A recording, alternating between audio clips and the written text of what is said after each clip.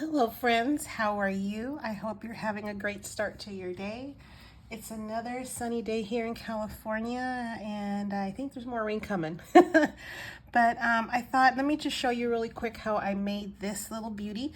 It's cute. You can make as many pages as you would like or create as many tags, and I'll show you what I used. I wanted to mention one thing. You know, some of the paper like this one is textured. It's textured like it is here. And so when you're using these clear adhesive stickers, I like to go over with the little burnisher into the little areas, and there's some, smaller tipped ones that you can go in there and kind of rub, sort of like a rub-on. Works great on rub-ons, by the way, just to kind of flatten it down and mat it down as much to the paper as possible. Because when it's lifted, this one isn't lifted, but this one is.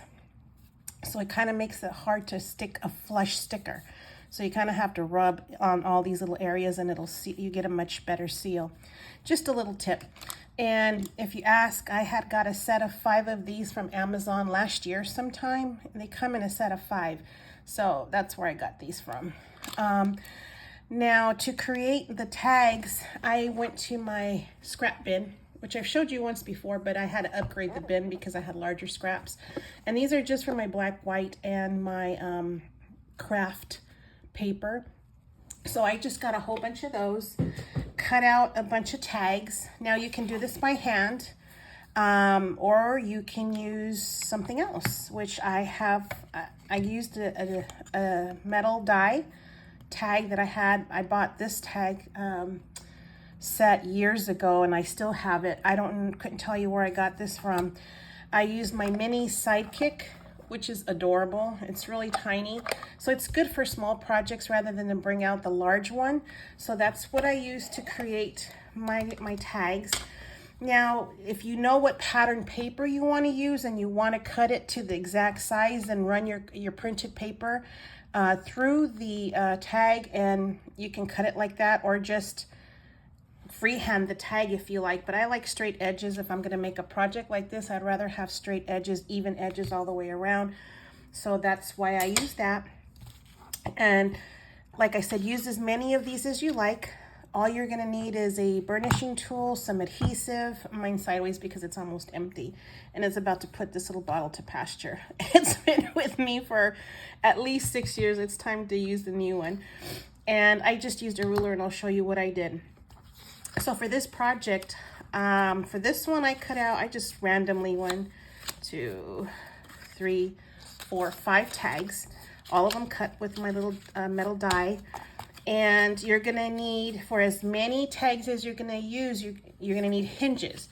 These hinges go back to when I did the tunnel book tutorial, so you may want to go back and look at that if you want a refresher. So I have 5.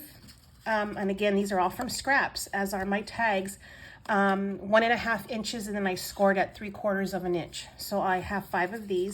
So I'm just going to bend this so I could show you. And craft paper is a little thicker than other cardstock, so I kind of like to burnish it both ways because this is going to be my little hinge. And the hinge, how I got to the length of the hinge, I measured from this point of my tag to this point of my tag, which is 2 3/4. Okay, so you can make these hinges any size you want. You just need to determine the length of your hinge. Okay, and always by 1.5 inches, so you'll never fail. And so it'll go like this. Okay, so now what you're going to do is I'm going to have my pieces ready.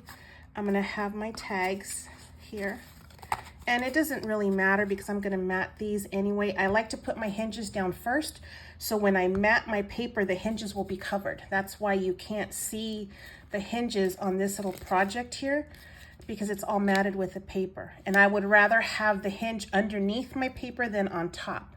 I don't like my hinge to be visible, not for something like this. So I'm going to go ahead and add my adhesive to my hinge. It's easier that way. And so I'm just going to add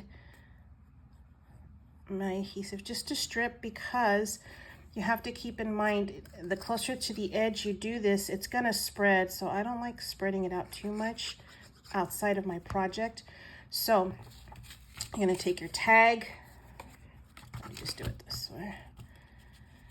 And doesn't really matter. I don't know why I'm fidgeting so much. So I am going to attach my tag to this end here at the bottom of that little corner. Make sure it's close to the edge as possible and come down. You can go all the way down if you want, but I'm going to kind of center it just a little bit so it looks like this. Okay, grab my burnisher and burnish this down, and you're going to do this to all your pieces. Okay, and that's it. Okay, and so now what you're going to do is you're going to add adhesive on the back side of this, on the other side rather, and then you're going to attach your next piece. Same as we did with the tunnel book. If you don't know what I'm talking about, you can just look for the one entitled tunnel book tutorial and you'll know exactly what it is. And then lay it down. You can lay it down flat if that helps you.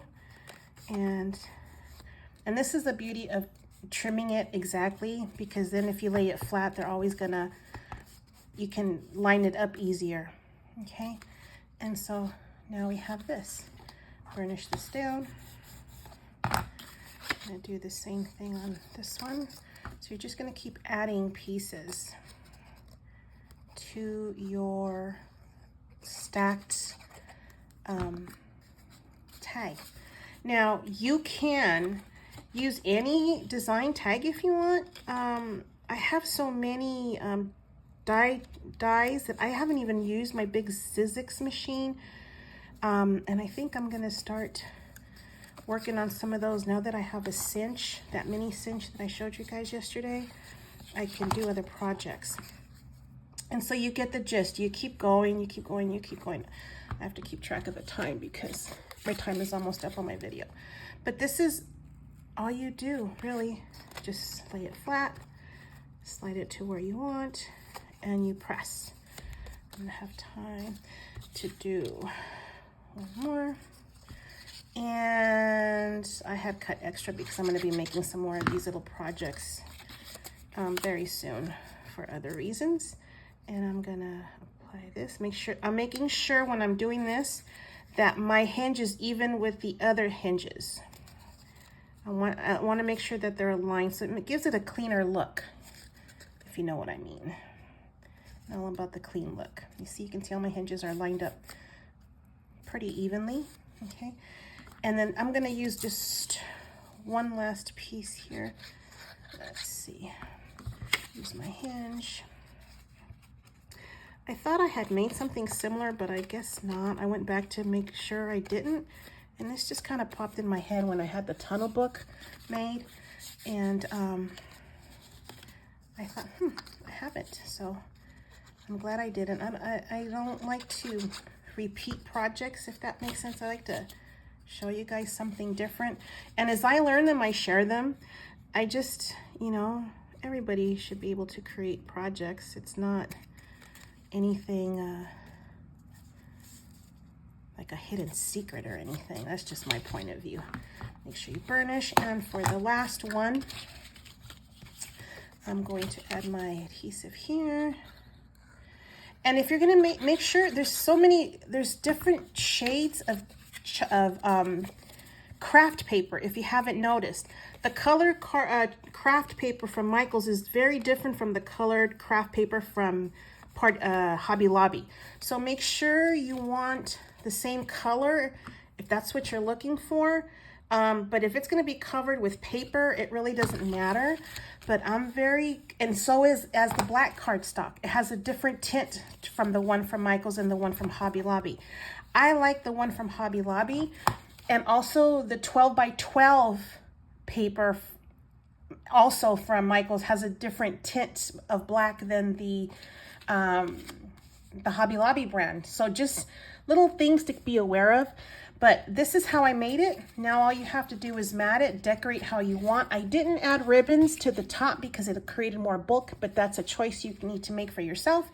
But that's how I made my little tag journal. Thank you guys for watching. Bye.